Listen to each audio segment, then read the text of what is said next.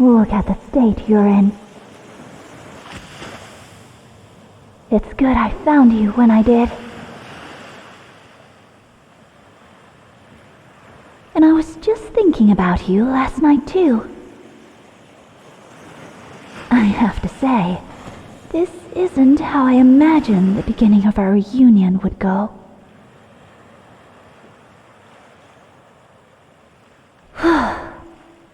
You washing up half dead, and me freaking out so much I had a muscle spasm in my tail before I could get to you and resuscitate you.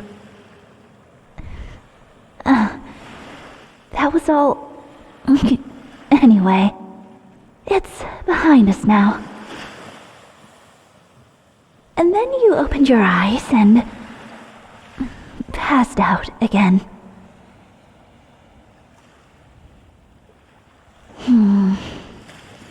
I hope you don't have brain damage from oxygen deprivation. There are a lot of things I know how to fix, but I don't know how to fix that. You're soaking wet. I know. I'll make a fire.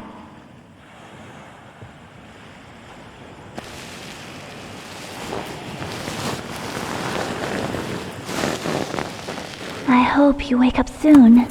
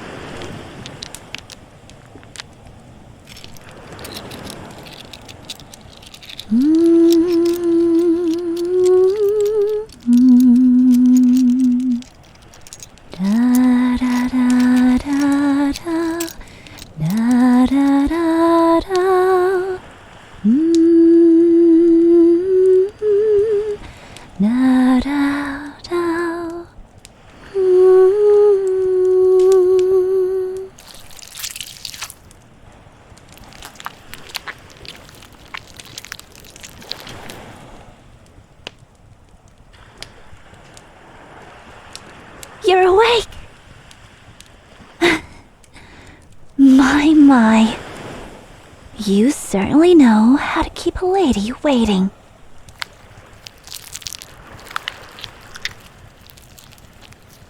The sun has already traveled a quarter of the way across the sky since I brought you here.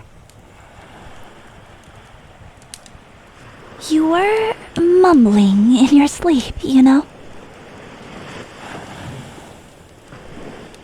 Nothing embarrassing. Something about wonton soup and seagulls.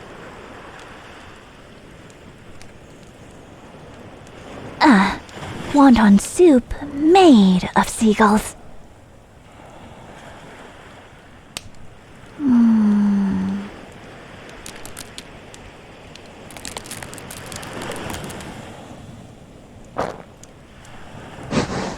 So, you finally decided to sail out to these islands and visit me. But first, let's check your brain function.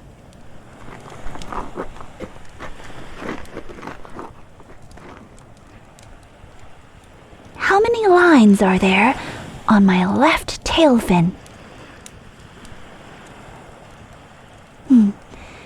How many fingers am I holding up? Good. How many eyelashes do I have?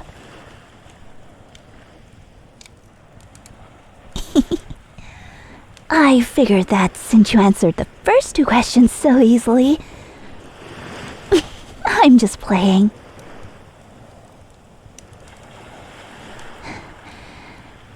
It's good to see you again. After 50 15 years. Naturally, you look different, but mermaids don't recognize people based on appearance. We recognize people from their soul essence. It's kind of like a field you emanate. It's all around you. You can't see it, but mer people can.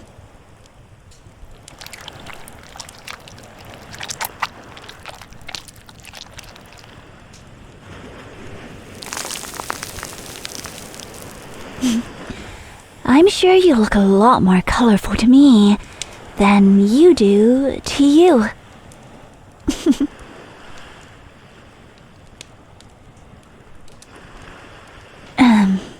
Ever since I started talking, those frown lines between your eyebrows have gotten deeper and deeper. If you keep that up, you might get premature wrinkles. Wait a second. You remember me, right? Right?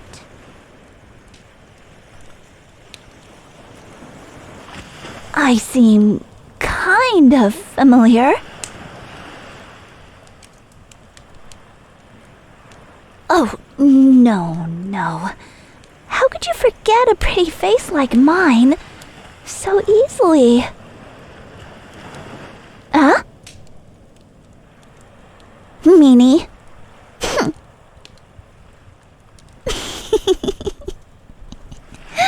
I'm not actually mad at you. I don't think that would even be possible.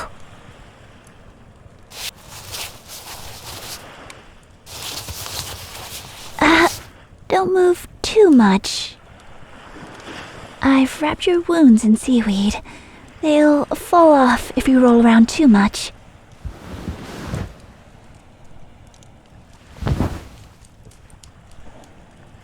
I did consider taking off your shirt to dry it better, but I didn't want to be accused of anything, so I made do with lifting it up.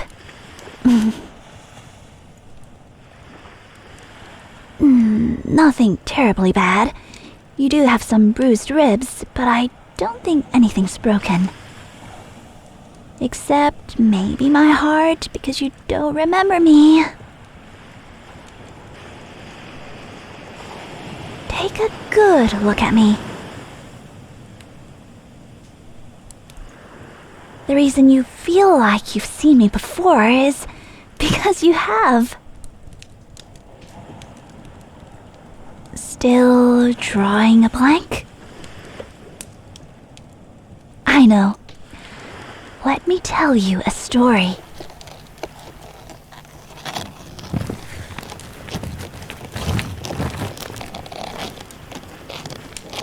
When I was a child, I nearly died. I had an adventurous spirit. Maybe too adventurous for my own good.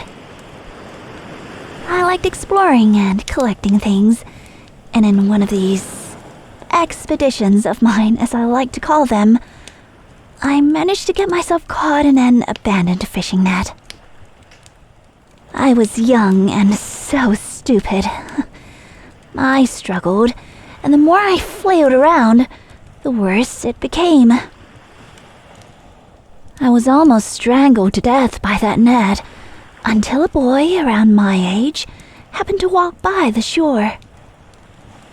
He saw all the crazy splashing, and somehow managed to push a small boat out into the water and paddle to me. A miracle, given how tiny he was at the time. He cut me free with a fillet knife he'd stolen from his mother. I believe it was because he liked to carve little pictures on the shells he collected. And so the young boy became friends with a mermaid.